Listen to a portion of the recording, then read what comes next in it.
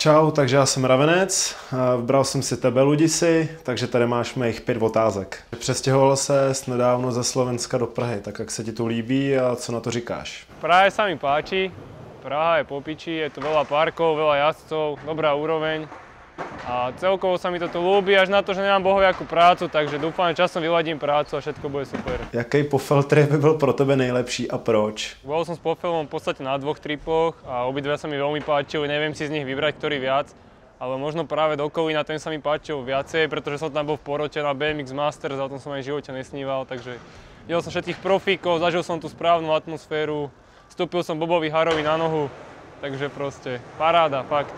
Takže Kolín, určite Kolín. Ale Amsterdam bol tiež úplne perfektný. Pamatuješ na trip do Amstru? Pořád bys prodal kolo za půl hodinu se slečnou z výlohy? Možno mi vtedy taká myšlienka lietala hlavou, ale určite by som v živote nevymenil bicykel za nič. Ani za žiadnu šlapku, mohla aj vyzerať ako chcela, ale vyzerali tie dievčatá veľmi zaujímavo každopádne. Jak vidíš tvůj další progres BMX a kam by si chtěl v budoucích letech dostat? Dúfam, že k nejakému progresu aj dospejem, pretože som mal veľa zranení posledné 2 roky. Takže teraz chcem maximálne najviac jazdiť a kam sa dostanem, dúfam, že čo najďalej. Určite by som chcel jazdiť taký svetový tím.